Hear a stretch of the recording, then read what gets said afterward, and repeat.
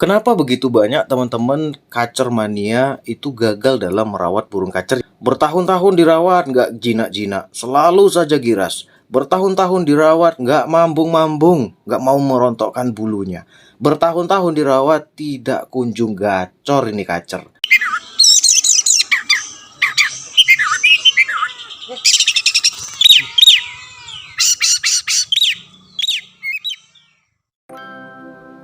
Cek cek cek 1 2 3 tes tes tes BJK tes.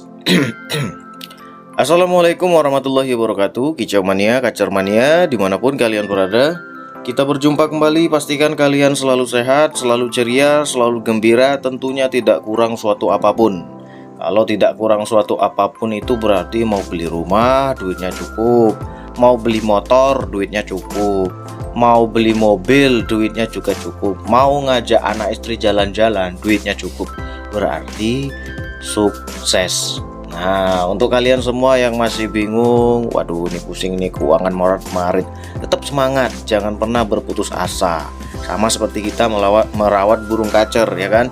Kita harus fighter sama kayak burungnya. Fighter dalam artian siap untuk berjuang sampai titik darah penghabisan, memperjuangkan kehidupan supaya menjadi lebih baik. Oke? Seperti biasa kalian siapkan dulu rokok dan kopi kalian. Rokok dan kopi saya sudah siap semua. Yang nggak ngerokok lebih baik nggak usah. Pada kesempatan kali ini saya akan membahas satu pembahasan yang paling banyak ditanyakan sama kacer mania. Ternyata banyak sekali yang menanyakan ini. Saya cek-cek di kolom komentar. Bagaimana cara merawat burung kacer bahan biar cepet gacor? Wah, seru kan? Ketika kalian ingin memutuskan merawat burung kacer yang masih bahan, maka saya angkat jempol empat-empatnya. Jempol tangan kiri dan kanan saya angkat, kemudian jempol kaki dua-duanya pun saya angkat. Kenapa bisa seperti itu? Karena itu adalah pilihan yang sangat berat bagi sebagian orang. Loh kok bisa? Ya jangankan kalian atau kita-kita yang masih baru, pemula dalam merawat burung kacer. Yang senior yang biasa juara 1, juara 2, juara 3 itu pun akan angkat tangan ketika diberikan burung kacer yang masih bahan. Kenapa?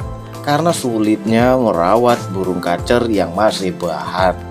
Butuh kesabaran ekstra tinggi, ya kan? Tetapi kalau kalian mampu mengubah burung kacer yang masih bahan, masih giras, kemudian dia bisa gacor, bisa jinak, bisa nampil di lapangan, bisa berprestasi, maka kalian disebut master. Kok bisa seperti itu? Ya burung kacer yang masih liar. Ini liar ini bukan simple. Bukan oh masih liar nih. Liar ini kalau kita kembangkan itu akan banyak sekali, akan luas sekali. Liar, matanya liar, sorotan matanya tuh liar. Dia melihat kemanapun itu mencari peluang untuk keluar dari sangkar. Itu namanya matanya liar. Terus kakinya liar, nggak bisa diem, ya kan? Bentar-bentar pindah tangkringan bawah, pindah tangkringan atas, nemplok di jeruji, nabrak jeruji. Kemudian emosinya liar, nggak bisa diatur. Disuruh makan pur nggak mau, disuruh makan jangkrik makannya rakus. Kalau makan jangkrik nggak ada kita baru mau makan, kalau ada kita nggak mau dia makan. Berarti kalau kita bisa mengubah burung kacer ini luar biasa, ya kan? Kalau untuk nyeting burung kacer yang sudah jadi itu biasa-biasa saja, namanya burung yang sudah jadi, ya kan?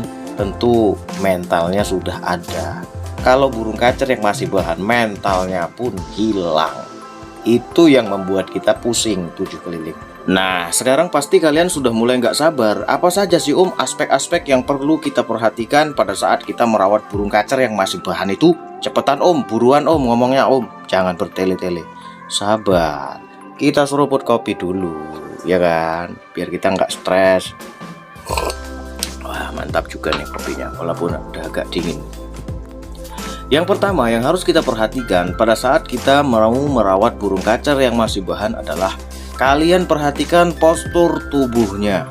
Kemudian yang kedua, kalian perhatikan cuaca di tempat kalian itu seperti apa. Apakah banyak panasnya, apakah banyak dinginnya, atau adem ayem di sana. Itu yang harus kalian kuasai. Kenapa begitu banyak teman-teman kacer mania itu gagal dalam merawat burung kacer yang masih bahan? Bertahun-tahun dirawat nggak jinak-jinak, selalu saja giras. Bertahun-tahun dirawat nggak mambung-mambung, nggak mau merontokkan bulunya. Bertahun-tahun dirawat tidak kunjung gacor ini kacer. Karena apa? Karena belum mengetahui atau belum memahami aspek-aspek ini yang harus kita perhatikan. Kenapa kita mesti melihat postur tubuhnya? Karena dari postur tubuhnya ini kita akan mendapatkan informasi asal tempat tinggal dia itu seperti apa. Postur tubuh kecil misalnya, berarti dia berasal dari tempat yang suhu udaranya panas. Kemudian postur tubuh besar, panjang, kita akan mendapatkan informasi asal tempat dia tinggal itu suhu udaranya dingin. Nah, dari sini kita akan tahu bagaimana cara kita memperlakukan dia mengikuti kebiasaan suhu udara di sana. Ya kan? Itulah akan adanya pola penjemuran, itulah akan adanya pola pemandian yang cocok untuk burung kacer kalian masing-masing. Jadi kalau kita sudah tahu ilmunya, maka burung kacer yang kalian rawat itu nggak akan kacau, nggak akan rusak. Burung kacer itu wajarnya mambung dalam setahun sekali, ya kan? Ketika kalian rawat nggak mambung-mambung 2 tahun, berarti kan kacau. Kan seperti itu. Burung kacer ini harusnya ketika kita berikan ekstra puding banyak, birahinya dapat. Tetapi nggak dapat tuh birahi. Kenapa? Karena kacau. Dari awal sudah kacau. Maka untuk ke depan seterusnya, maka dia akan kacau. Kecuali ketika pindah tangan ketemu sama orang yang paham, maka burung kacer ini berubah, kacaunya jadi hilang. Banyak kan yang seperti itu. Di tangan kalian burung nggak gacor sama sekali. Di tangan kalian burung kacer giras, membabi buta. Ketika pindah tangan ke orang yang mengerti, orang yang paham, burung kacer berubah 100%. Yang tadinya giras jadi jinak, yang tadinya nggak gacor jadi gacor, yang tadinya nggak narung jadi narung, karena dia memahami. Nah, kalau kita sudah tahu burung kacer yang postur tubuh kecil biasa tinggal di tempat yang panas, kemudian suhu udara di tempat kita itu memang panas, maka buat apa kita memberikan penjemuran yang berlebihan? Karena sudah sama, ya kan? Suhu udara tempat dia tuh tinggal panas, tempat kalian juga panas, ya kan sama. Jadi penjemuran biasa-biasa saja. Kemudian, kalau kita sudah tahu burung kacer postur tubuh kecil biasa tinggal di tempat yang panas, kemudian suhu udara di tempat kalian dingin, berarti kalian harus meningkatkan pola penjemuran. Karena dia jarang ketemu matahari, jarang ketemu panas, berarti kan penjemuran harus dinaikkan. Kan seperti itu. Begitupun sebaliknya, ketika kita merawat burung kacer postur tubuhnya besar, biasa tinggal di tempat suhu udaranya dingin, kemudian suhu udara di tempat tinggal kita juga dingin, terus ngapain kita berikan pemandian yang berlebihan? Sudah tahu tempat kita dingin, asal dia juga dingin, kok kita berikan pemandian terus-menerus? Kan seperti itu. Kemudian sudah tahu burung kacer postur tubuh besar, biasa tinggal di tempat yang dingin, kemudian kita tinggal di tempat yang suhu udaranya panas, maka akan sangat wajar kita memberikan pemandian rutin, pengembunan. Kan seperti itu. Nyambung kan? Kemudian kalian ingin bertanya, tahu dari mana tuh Kok bisa tahu postur tubuh kecil tinggal di tempat panas, postur tubuh besar tinggal di tempat yang dingin? Oke, saya mempelajari burung ini sampai ke akar-akarnya. Bukan cuma bulunya saja, tapi sampai ke akar-akarnya. Karena saya hobi. Jadi saya nggak mau sebatas cuman ngerti, tapi saya ingin memahami betul burung ini seperti apa perkembangannya. Ya jangankan saya, bahkan penelitian dunia pun mengatakan efek dari pemanasan global berakibat burung-burung ini postur tubuhnya mengecil. Nah, dari sinilah semakin menguatkan argumen saya, semakin menguatkan apa yang saya pelajari, apa yang saya pahami, apa yang saya perhatikan. Kalian boleh tanya kepada teman-teman yang merawat kenari Yorkshire, kenari yang postur tubuhnya besar-besar, bagaimana pola penjemurannya?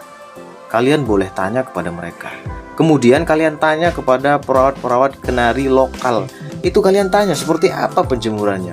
Mesti kalau kenari yang postur tubuh kecil membutuhkan panas lebih dibandingkan kenari yang postur tubuhnya besar. Kalau nggak dijemur, dia akan melempem, bulunya ngembang, males makan, kotorannya sangat bau. Kalian boleh tanyakan kepada teman-teman yang merawat kenari besar dan kenari kecil. Kemudian murai batu misalnya. Murai batu ini ada yang mengatakan kalau nggak boleh dijemur kenceng-kenceng. Kemudian ada juga yang mengatakan murai batu ini boleh dijemur kenceng-kenceng. Ya, murai batu yang mana dulu? Kan seperti itu.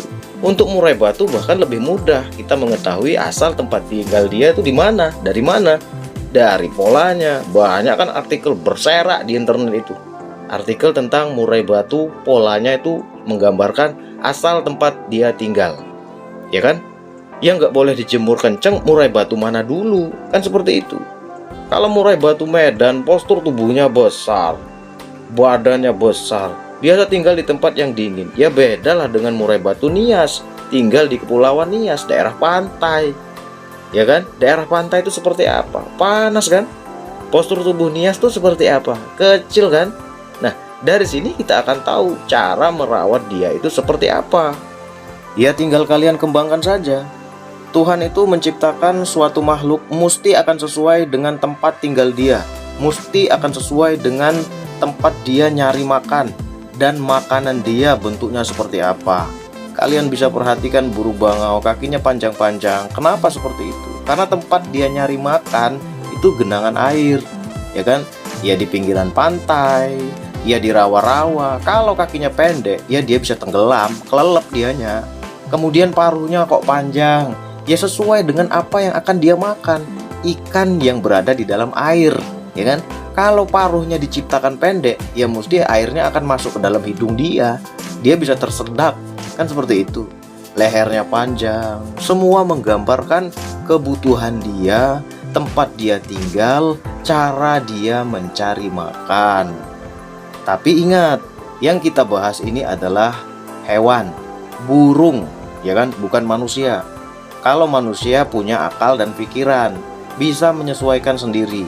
Kalau merasa rumah kalian panas, ya pasang AC, ya kan? Kalau merasa tempat kalian itu terlalu dingin, ya pasang pemanas. Kan seperti itu. Jadi segala sesuatu itu ada yang bisa kita pahami, ada yang bisa kita cermati. Nggak sembarangan, nggak asal berikan penjemuran, nggak asal berikan pemandian, nggak asal memberikan ekstra puding. Kan seperti itu. Burung masih bahan. Kemudian bagaimana cara pemberian ekstra pudingnya? Tentu tidak berlebihan. Yang kita utamakan adalah bagaimana dia supaya ngepur. Begitu banyak pembahasan-pembahasan cara mengepurkan burung kacer. Masa saya harus bahas lagi? Ya kan? Udah banyak teman-teman yang lain yang bahas. Tinggal kalian pelajari saja.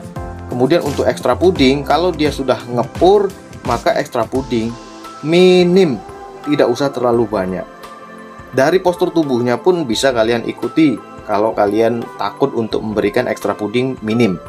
Untuk postur tubuh kecil, otomatis makannya akan minim. Kemudian untuk postur tubuh besar, maka otomatis makannya juga akan banyak. Sama seperti motor yang punya cc besar dan punya cc kecil.